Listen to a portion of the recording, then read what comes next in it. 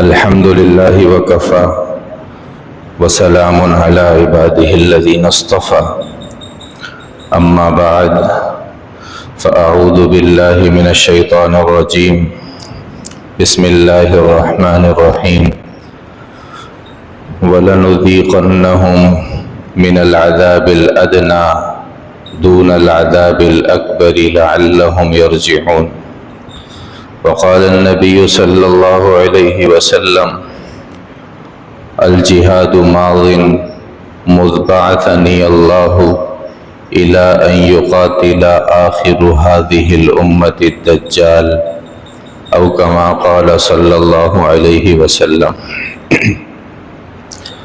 میرے محترم دوستو بزرگو، اکتوبر کا مہینہ شروع ہو چکا ہے اور آج اکتوبر کی 4 تاریخ ہے۔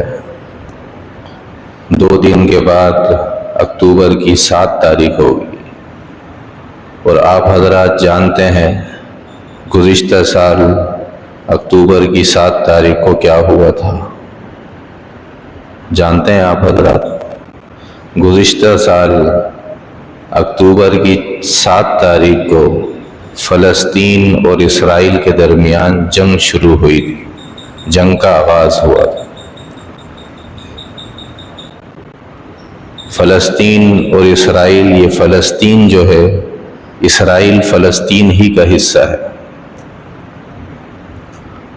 اور یہ فلسطین حضور کے زمانے میں ارض شام کہلاتی تھی۔ ارض شام، حبشہ یہ آج کا ایتھوپیا ہے، اس وقت حبشہ کہلاتا تھا، اس کی طرف ہجرت ہوئی تھی۔ تو 1 سال ہو گیا، مسلمان ہی مظلوم ہیں تقریباً۔ حملے وہاں سے زیادہ ہو رہے ہیں، شروع میں حملے ہوئے کچھ، اس کے بعد ختم۔ اب مسلمان مظلوم ہیں، حملے وہاں سے ہو رہے ہیں، اور 1 سال کے دوران رمضان بھی آیا بیچ میں، عید الفطر اور عید الاضحیٰ بھی آئی، کئی لوگ عمرے پہ بھی گئے، اور بیچ میں حج بھی آیا۔ لیکن افسوس کی بات یہ ہے کہ یقیناً سب نے دعائیں کی بھی ہوں گی، جمعے میں بھی ہم نے بھی دعا کی، ہر مسجد میں دعا ہوتی رہی، اور ابھی تک ہو رہی ہے، تاحال جاری ہے۔ رمضان کا مہینہ آیا، دعاؤں کی قبولیت کا مہینہ ہے۔ فرض نماز کے بعد دعا کرنا قبولیت کا ذریعہ ہے، حدیث میں آیا فرض نماز کے بعد دعا قبول ہوتی ہے۔ عمرہ کرنا بہت نیک عمل ہے، بہت بڑا عمل ہے، دعائیں قبول ہوتی ہیں۔ مطاف کے اندر جب انسان طواف کر رہا ہو، دعائیں قبول ہوتی ہیں، صفا پر، مروہ پر دعائیں قبول ہوتی ہیں۔ تراویح کے بعد، ہر تراویح کے اندر جو ترویحہ آتا ہے، 4 رکعت کے بعد جو کچھ دیر بیٹھتے ہیں، دعا پڑھتے ہیں، یہ دعا کی قبولیت کا وقت ہے۔ جمعے میں جب خطیب کھڑا ہو، درمیان میں جب بیٹھے گا، یہ دعا کی قبولیت کا وقت ہے۔ اللہ کے نبی صلی اللہ علیہ وسلم نے ارشاد فرمایا، جمعے والے دن ایک گھڑی ایسی ہوتی ہے جس میں انسان جو اللہ سے چاہے وہ مانگے، اللہ اس کی دعا کو کبھی رد نہیں کرتے۔ بعض حضرات نے فرمایا کہ جب اذان جمعہ ہو جائے، اس کے بعد سے لے کے نماز تک یہ وقت جاری رہتا ہے، دعائیں ہوئی ہوں گی۔ حج کا موقع آیا، عظیم موقع۔ اس سال تقریباً 25 لاکھ لوگوں نے حج کیا۔ یقیناً امام کعبہ نے بھی دعائیں مانگی ہوں گی، سامنے خانہ کعبہ ہوگا، مطاف ہوگا، امام کعبہ، حرم کے اندر نماز پڑھی گئی، عام نمازوں سے 1 لاکھ درجے افضل ہے۔ یہاں فرض، یہ ایک ہی فرض کا ثواب ہوگا، اور حرم کے اندر مسجد الحرام میں اگر فرض نماز پڑھیں گے 1 لاکھ نمازوں کے برابر ثواب۔ اتنی بڑی اور اتنی فضیلت والی نماز پڑھ کے بھی یقیناً دعائیں ہوئی ہیں، لیکن افسوس یہ ہے کہ دعائیں قبول نہیں ہوئی۔ 1 سال ہو گیا، دعائیں قبول نہیں۔ ایک وقت وہ بھی تھا کہ صحابہ کی زبان سے کچھ نکلتا تھا تو اللہ اس کو رد نہیں کرتے تھے۔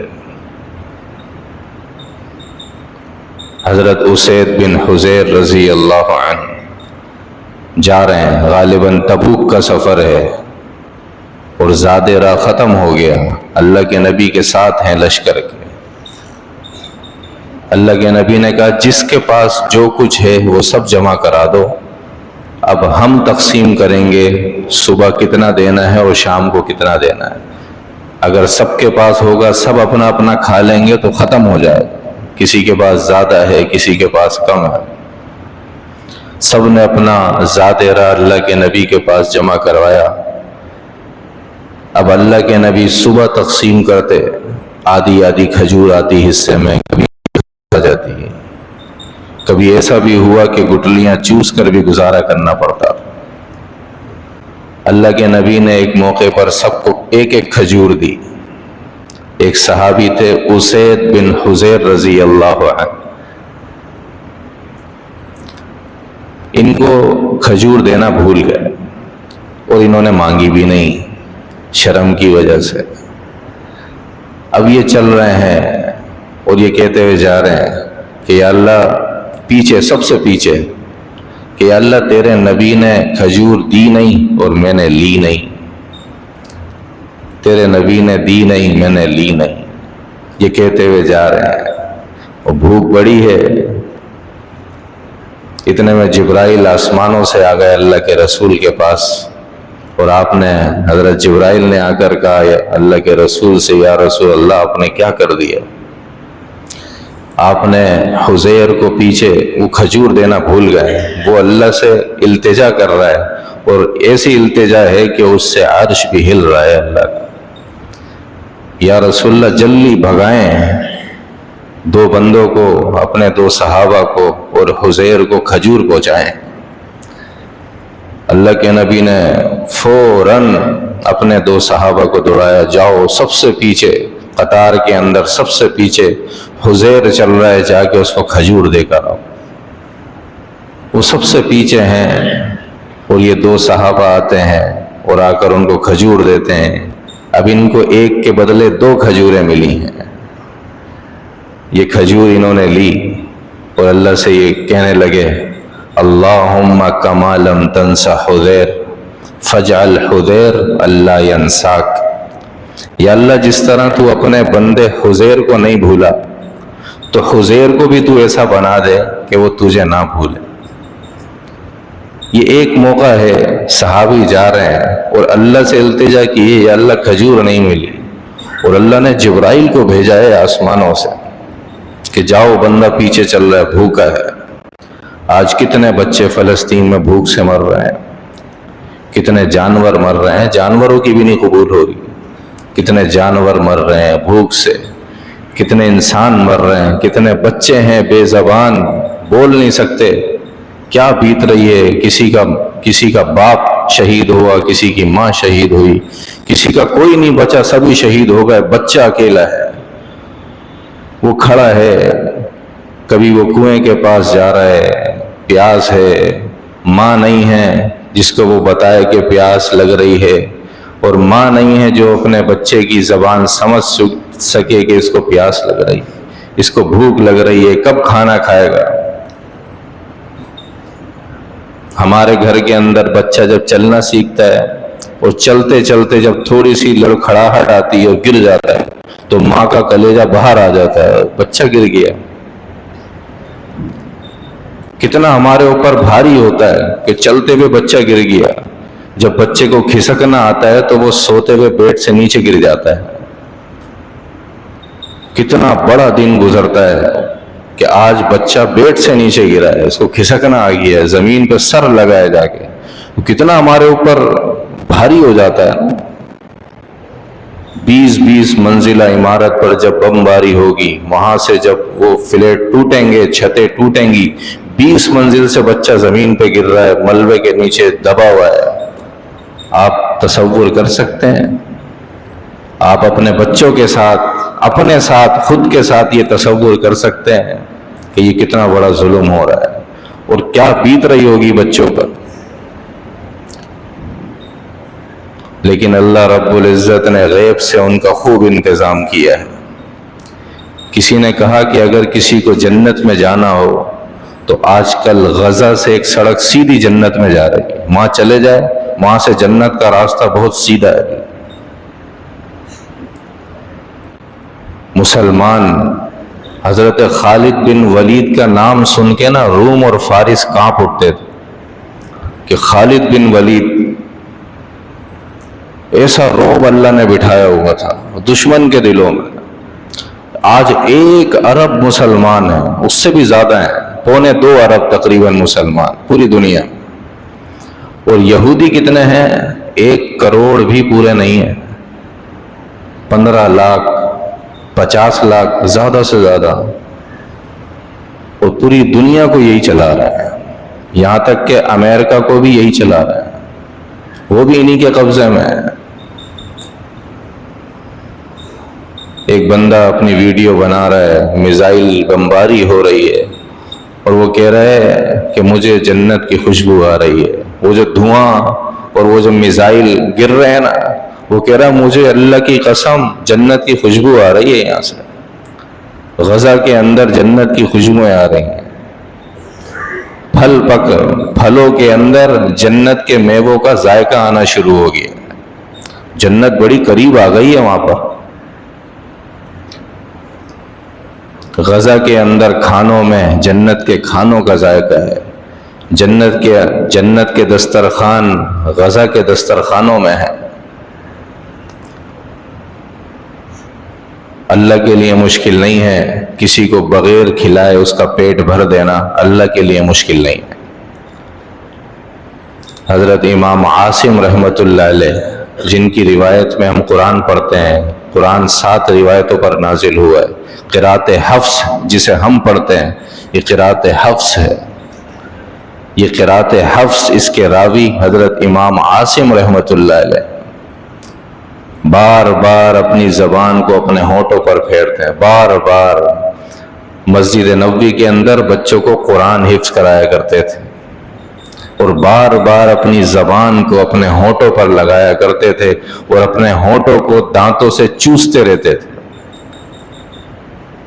طلبہ نے پوچھا کہ حضرت کیا بات ہے، آپ ہر وقت اپنے ہونٹوں پر اپنی زبان کو لگاتے ہیں، ہر وقت اپنے ہونٹوں کو چوستے رہتے ہیں، کیا بات ہے؟ کہنے لگے بیٹا راز راز ہی ہے، اس کو راز ہی رہنے دو۔ پھر کچھ دیر بعد فرمایا کہ تم اللہ کے مہمان ہو، تم سے چھپاؤں مجھے اچھا بھی نہیں لگتا، آؤ میں تمہیں آج ایک عجیب بات بتاؤں۔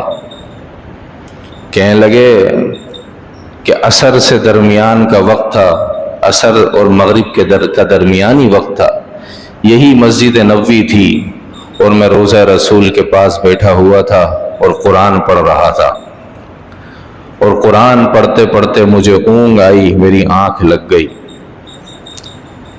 خواب کے اندر روزے والے کی زیارت ہوئی، آپ نے فرمایا کہ عاصم جب تو قرآن پڑھتا ہے مجھے اتنا اچھا لگتا ہے، میرا دل کرتا ہے کہ میں تیرے ہونٹوں کو بوسہ دے دوں۔ پھر آپ آگے ہوئے اور آپ نے امام عاصم رحمۃ اللہ علیہ کو آگے کیا اور ان کے ہونٹوں سے اپنے ہونٹوں کو لگا دیا اور آپ کے ہونٹوں کا بوسہ لیا حضور نے خواب میں۔ امام عاصم رحمۃ اللہ علیہ فرماتے ہیں کہ میری آنکھ کھل گئی، جب آنکھ کھلی تو میں نے ہونٹوں کو جب منہ میں لیا تو میرے ہونٹوں سے جنت کے میووں کا ذائقہ آ رہا تھا۔ کہنے لگے کہ آج 2 سال ہو گئے یہ ذائقہ میرے ہونٹوں سے گیا نہیں۔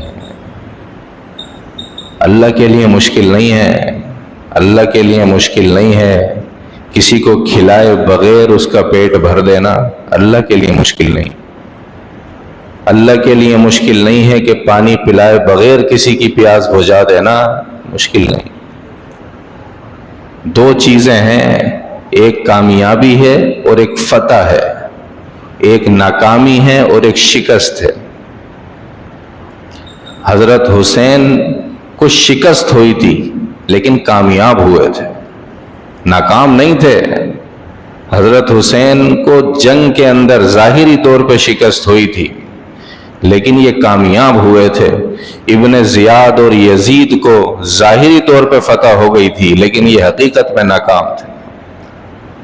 حضرت حسین کا سر ابن زیاد کے سامنے رکھا گیا، وہ چھڑی مارتا ہے، کہتا ہے کہ میں نے آج تک اپنی زندگی میں ایسا حسن نہیں دیکھا کہ سر کٹنے کے بعد بھی اتنا حسین۔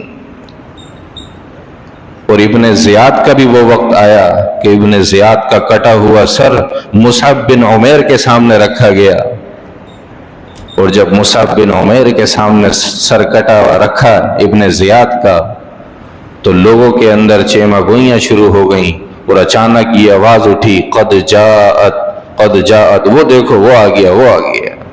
کیا آ گیا؟ دیکھا لوگوں نے ایک سانپ آیا، ایک کالا سانپ زہریلا، اور وہ آ کے ابن زیاد کا سر رکھا ہوا تھا، وہ ناک کے نتھنے میں داخل ہوا اور منہ سے واپس نکلا، پھر دوبارہ باہر نکلا، پھر ناک کے نتنے میں داخل ہوا، پھر منہ سے باہر آ گیا، پھر دوبارہ ناک کے نتنے میں داخل ہوا، پھر منہ سے باہر آ گیا۔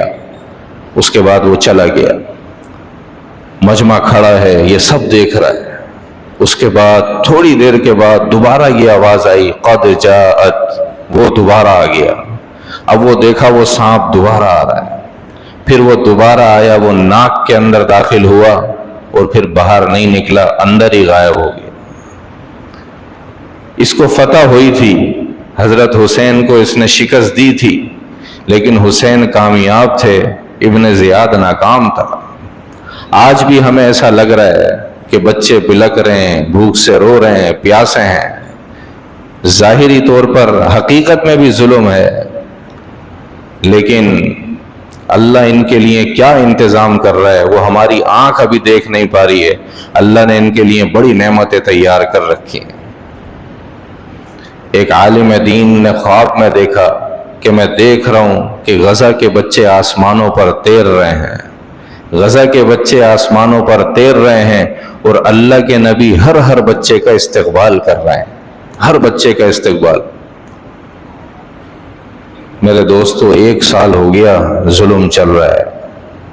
1 سال میں ہم نے کیا کیا ہے؟ ہم نے کون سے پلیٹ فارم سے آواز اٹھائی ہے؟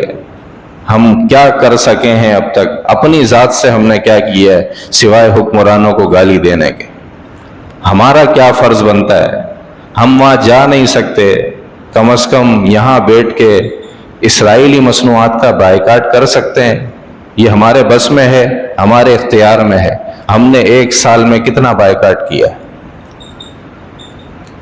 ہم نے 1 سال میں کتنی دعائیں مانگی ہیں؟ وہ جو امام صاحب نے دعا کرا دی اس کے علاوہ ہم تہجد میں کتنی مرتبہ اٹھے ہیں کہ ہم فلسطینیوں کے حق میں دعائیں کر لیں؟